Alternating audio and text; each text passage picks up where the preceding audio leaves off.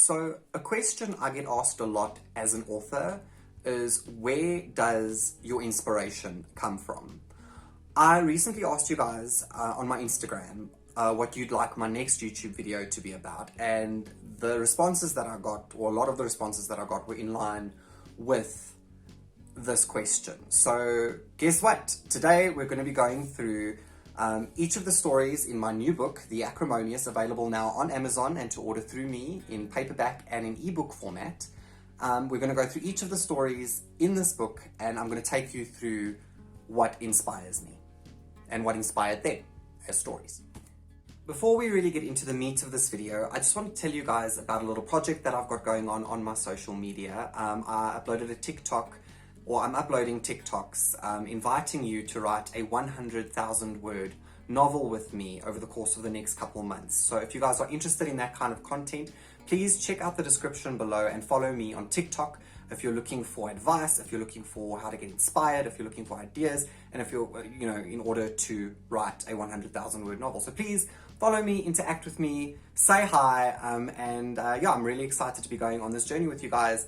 Link in the description of this video, TikTok, Instagram, all that good stuff. Please give me a follow, like this video, subscribe to my channel if you haven't already, and let's just get into it. So a lot of what you need to know if you're interested in what inspired The Acrimonious is actually in the author's note, in the foreword.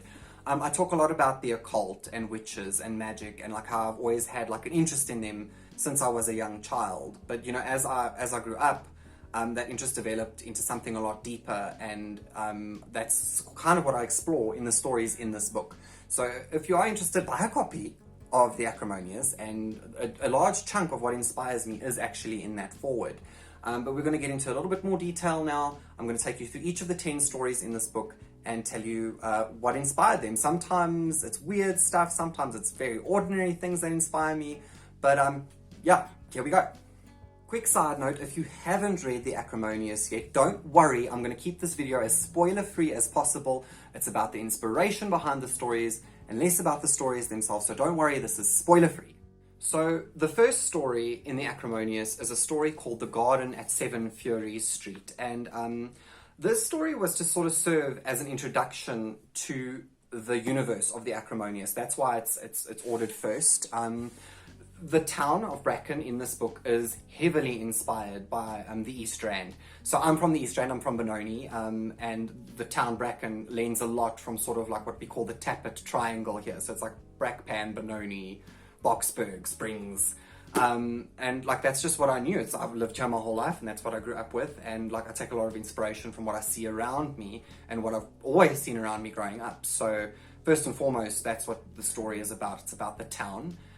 You see the town through the lens of this journalist who isn't native to the town. He's not from Bracken, and he's got like a really, really low opinion of Bracken, which, if you have ever been to Benoni or spoken to someone from Benoni, or like just if you live in Joburg, I mean, hell, people in Cape Town even know about Benoni, and they'll tell you that they don't have a very high opinion of us, and I drew a lot of inspiration from that as well. The other thing was the beautiful gardens of Benoni show that gets put on by the Rotary, or at least it did used to get by the Rotary Club. It used to get put on, I used to attend that as a journalist myself when I was a journalist for the Benoni City Times, and I really enjoyed it, and I still go when I can. Unfortunately, the pandemic screwed us over, but the last time we went, which I think was in 2018, I went with a group of my friends, and that is that garden show really inspired the story of the garden at 7 Furies Street.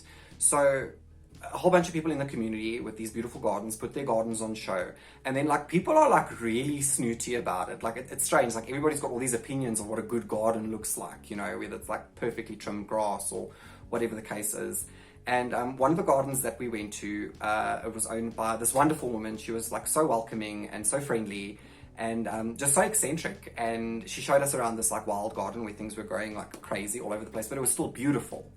And then we got talking to her, and she said, let me show you something. And she took us sort of round to the back, and there was this wall, and behind this wall was this empty stand with like a whole bunch of weeds and stuff, and that is where sort of the inspiration for Matilda Swoon's garden comes from, in the garden of 7 Furies, at the garden at 7 Furies Street. So like if you want to get inspired, open your eyes, look around you, see people, look at people, go people watching. I love doing that. Like, again, coming back to the East Rand, I love going to the East Rand Traders Market. It's this like dingy little flea market in Boksburg, and I love going there because you see the most weird and wonderful people, and I kind of steal from that. I go, oh look, I could really use this one's look, I could use this one's behavior, I could use this one's walk, and yeah. So look around you, inspiration's everywhere. It's actually trying to find you, and if you open your eyes, it'll find you. The second story in the Acrimonious is a story called The Black Mausoleum, and as far as inspiration goes, I drew heavily on one of my favorite podcasts called Law, where they explored something very similar, and I thought about it after listening to that podcast, and I was like, I want to take this further, I want to know more about it. And basically what that comes down to is exposing yourself to the right kind of media will inspire you, whether it's a podcast or an audiobook or a book or a magazine, whatever the case is. And I also wanted to play with this idea of like keeping ghosts as pets and like what that means. And I also wanted to talk about homeless people. Like I think that the main character in that story is a homeless person, or more or less. And yeah, because they kind of go unseen, they're kind of invisible in society, and I kind of wanted to draw a little bit of attention to that because I also find them really interesting. It's a question that I often ask myself when I see a homeless person is, how did you get here? What happened to you? And how do you survive? Because like that for me is crazy. Like my idea of roughing it is like one ply toilet paper. So like homeless people and their ability to survive is something that constantly astounds me. And I was really inspired by that. And that's how that story came about. The third story in the Acrimonious is a story called Remains. And it's a really important story because this is where you get introduced to sort of the main characters of this town, of this book. And from that one story, this whole book was born. I wrote it really, really early on. I wrote it before, about the same time I wrote The Last Sister, which is a story that's featured in Ephemera, my last book. So I wrote it quite a while ago. And basically it was just this idea. I had this picture in my head of like this old woman at a cemetery with a younger man who was digging up a corpse for her or digging up a grave for her. And I don't know how that image popped into my head, but it did. And out of that single image, like I started asking myself, okay, who are they to each other? Who is she? She's, like who is this person? What is their relationship to this person who's digging up this grave for them? And, sort of from that idea, the majority of the stories in this book bloomed from that single image in my head. Like I just had this image in my head and I started asking all these questions and then I started answering them, and that is kind of also part of how the creative process works, I guess. And yeah, that's what inspired Remains. I really wanted to talk about family. That's a theme that runs through a lot of this book, is the theme of family. And yeah, like how we relate to one another as family members, because there's that famous saying, you don't get to choose your family, but you get to choose your friends. And like a lot of people believe that you have to love your family, and I don't believe that that's the case. Obviously the cobblestone witches and Maury, they do love each other very much, but sometimes, as it gets said in the book, they've got a funny way of showing it. So I wanted to explore that. And then I really wanted to write a character that wasn't special.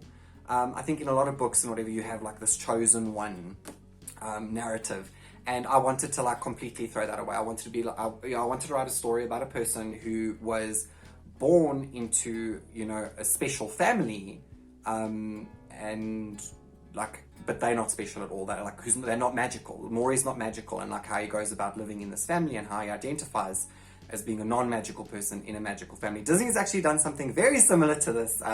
It's a new movie. It's called Encanto, and they explore a similar thing to that. But yeah, that's what I wanted to explore in this story, and that's what I ended up doing. The fourth story in the Acrimonious is a story called Hoard, and that came from like my obsession with reality television, like trash. Like it starts off with in a hoarder's house, and like those people fascinate me to no end. Like I have so many questions about hoarders, and I don't answer any of them in this story. But the other thing that I wanted to explore was character flaws. So, and that at its core is what Hoard is about. It's about, you have these two people in a relationship with each other, and they have very different views on life as far as finances are concerned. One has no problem spending money and living beyond her means, while her fiance is incredibly frugal, and like the frustration that they deal with each other, you know, with those character flaws and what it does to them in the end. But then, like, I write horror, like that's what I do, but what I feel like I really do is write about people through the lens of horror. So I had that idea in my head about these like two very opposite people in a relationship together, because you find that a lot in life as well. Like you'll meet a couple and you'll go, oh my God, you could not be more different from one another. Yet here you are together. It's not functional a lot of the time. But anyway, I wanted to take that idea and I thought to myself, what if you had a couple like that and I introduced a supernatural element? Like how would they handle it? And how would their character flaws affect their decisions? When it came to this supernatural element affecting them, and that's how we got Hoard. The fifth story in the Acrimonious is a story called Beyond Belief, and again, like you can see it as a concurrent theme, if that's the correct word. I don't know. Correct me if I'm wrong. As a theme that pulls through this whole book is the theme of opposites, and I wanted to write about two friends who again had a very opposite. Who had very opposite personalities from one another, and again what they would do, you know, put into a supernatural situation. And yeah, I just wanted to explore that. I wanted to write a haunted house story. I really wanted to write about Ouija boards and Ouija board planchettes and ghosts. And like real estate agents fascinate me. Like, and again, I should probably put this in as a disclaimer, because there are two real estate agents in this book, and I treat them both horrifically. Disclaimer, I have nothing against real estate agents, but what I do find interesting about their line of work is the spaces that they work in. And sometimes if you get an empty house to sell, like, is a house if it's not lived in? And if it's not, then what is it?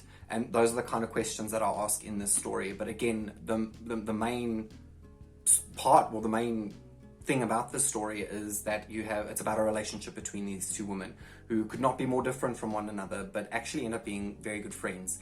And I also wanted to play with the idea of belief systems, because the one is like very spiritual and very like out there and like woo-woo, for lack of a better word, where the other one is incredibly pragmatic and she's serious and she doesn't really know what she believes in, so she thinks she just believes in nothing and she just accepts things at face value. She doesn't really look deeper than that, and then she has this experience which yeah, it sort of subverts that for her character, and like that's what I wanted to write about, so that's what I wrote about, and that's how we got that story.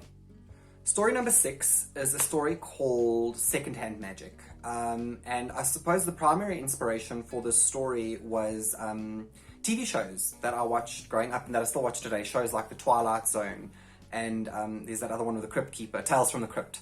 They're sort of episodical, and they have kind of a moral behind them, and like that really inspired me to write this story. And the other thing was people having children who should not be having children. So I'm 30 now, and I'm seeing a lot of that, not necessarily in my friendship group, but with like friends of friends or people that like I know from a distance, where I'm going, ooh, are we really introducing a child into this dynamic? Like, what the fuck?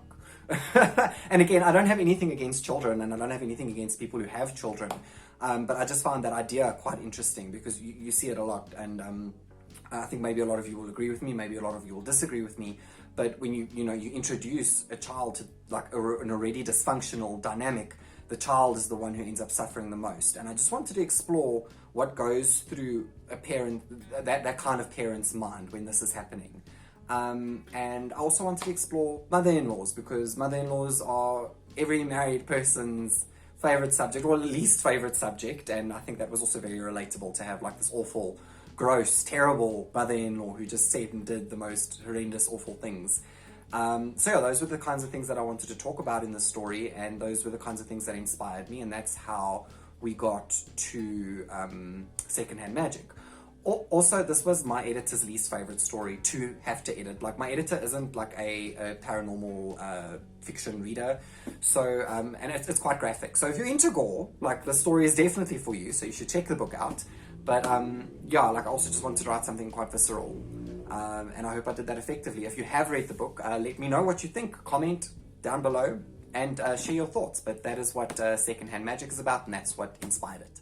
Story number 7 in the Acrimonious is a story called Tender Morsels. and this was one of the more difficult stories that I've ever had to write. And like I wrote it really early on. Again, I wrote it sort of at the time when I was writing ephemera, and I had to put it away because like I actually scared myself, which doesn't happen often. So like I don't know if that was a good thing or if it was a bad thing, but like I kind of looked at what I was doing with it, and I was just like, no, this I need to put this away. I need to let it simmer for a little while, and then I'll come back to it. And if I'm still liking what's going on there, then I will carry on writing it, which I ended up doing. And I think out of all the stories in this book, this one went through the most edits and changes. But it's about depression, and it's about how depression affects people. I think that sometimes, obviously, depression, it's a mental health thing, and it's not something that you can see. But deeper than that, I think a lot of people sometimes don't realize how depressed they are, and what like they don't have the self-awareness or the knowledge to know how depressed they are. This was a very, very difficult story to write for me, and I took a lot of inspiration from things that I've experienced with people, and I've looked around me and I've gone, you could be doing so much better than this. Like, and I ask myself these questions like, why? How did we get here? Like you can spend a lot of time with a person over the course of 30 years, and you remember back to like how maybe they were doing a bit better, and then sort of as their life has taken course, they've just done worse and worse and worse.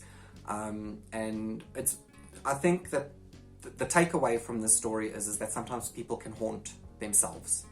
And that is exactly what happens in the story. It doesn't involve for anyone. Choosing to tell it from the perspective of a mouse was a strange idea, but like I like the story enough to keep it, and I believe that the story does send a positive message about mental health, and even if it does it in a really hectic, scary way. Like I said, it was a difficult, very complicated story for me to have to write. But I'm glad that I did it, and I'm glad it exists and that it's in this book. And again, if you'd like to share your thoughts on that story specifically, please let me know. I'd love to hear from you guys. I'd love feedback. The 8th story in the Acrimonious is called Devoured, and I had an absolute ball writing this story. So it started off, as far as the inspiration is concerned, with I found that a lot of people that I kind of knew, or like sort of knew, disclaimer, these stories are not based on anybody who really exists. Anyway, I found a lot of people who were the least equipped at life were becoming life coaches. And like, it was just the strangest thing for me. I was like, this is the kind of person who I would be least likely to take life advice from, and here they are, they're a life coach. And I guess maybe that's a standards thing, maybe it's an opinion thing, I don't know, don't come for me. I just find life coaches so fucking off-putting. Like, they make me nauseous. I don't, like, as much as I said I don't dislike real estate agents, I really dislike life coaches. They just seem like a nauseating feeling through my entire body. And so there were all these people becoming life coaches within 8 or 6 weeks of a course or whatever. Like a fucking TEFL course took longer than that. But here you are, you're a qualified life coach, whatever the fuck that means. And see, I'm like really passionate about this. Regardless, that's how the idea for this story came about, because I was like, okay, well, you have these things called life coaches. So what if you flip that and you had something called a suicide coach? And yes, it is really dark subject matter, but I think I handle it in a tactful way in this story. Like, again, let me know what you thought of it. And that's sort of where the inspiration that kicked the story off came from. And then also, I work in corporate and I love my job. I've got nothing against my job. It provides a fantastic income for me, and it allows me to pursue my passion. So I'm very, very grateful for my job, and I love it. I love what I do. But at the same time, there can be this like positive toxicity to working in corporate sometimes that I do take note of, and I wanted to play with that, which is why, and again, subvert it. So like, instead of having these like really positive things, like you can do anything, there's all of this around the offices, like you can do anything, including killing yourself. So it is a really dark story. It's really twisted. I thought it had like a really great sense of humor. And that's how we got Devoured. So yeah, life coaches, guys. The 9th story in the Acrimonious is a story called Something Dark and Unnatural. And guys, I can't sit here and bullshit you. I just can't. Like, this story is basically practical magic fan fiction that serves my narrative. Like I said in the beginning of this video, I'm obsessed with the occult. I'm obsessed with witches. I find them so interesting, and I always have. So that's what I wanted to write about. And yeah, again, relationships, like siblings. God, my shit is falling off of this freaking board. My shit is all over the place. I'm sorry. But regardless, carrying on. I wanted to write about a relationship between two siblings, and you know, sometimes you meet people and you think to yourself, wow, this person is just doing so well, they're so great at everything, they're so well put together, but behind the scenes they're not. And other times you meet people who just don't believe in themselves enough, and like you know that they can do these things, but they don't believe it. And that's also what I wanted to play with in this story and this relationship between these two sisters. I think it also serves nicely to expand the universe of this book a little bit. And it was just fun to write. Like, I think that there are a lot of funny moments in that story. I enjoyed it. But yeah, I think for me to sit here and say it was anything other than practical magic fan fiction, or like a practical magic ripoff, a really good practical magic ripoff, if I may say so myself. But that's kind of what inspired it. Again, media, what you're going to do. The 10th and final story in this book is a story called Familia, and in this story we come back to sort of the cobblestone witches and Maury, and I wanted to tie the book off nicely, and obviously by the time it came to write this story, you know, I'd had these fully developed characters in my head, and I was like, okay, where am I going to take them to next? And I firmly believe that, like, you know, the stories leading up to this point are Maury and Euphoria's stories, because they're sort of the ones that go through the most change throughout the stories that they featured in. And I think that, you know, in the first story that we see them in, Remains, they kind of get set up a certain way. And by the time you leave them in Familia, they're kind of different people, like, and I think they see each other very differently. So it's not just the reader seeing them differently. I think they see each other as characters very, very differently. And this was sort of about, like, Euphoria's grief and her guilt, and sort of rediscovering herself as, you know, a free witch, if that makes sense. So she's no longer bound to this, like, dark entity that has been cursed, that she's been cursed with. And yeah, that's just what I wanted to play with here, and I had like a really, really fun time writing it. It was a lot of fun. I loved writing the gook, the cockatrice, or the other, like, chicken lizard thing, the chicken lizard.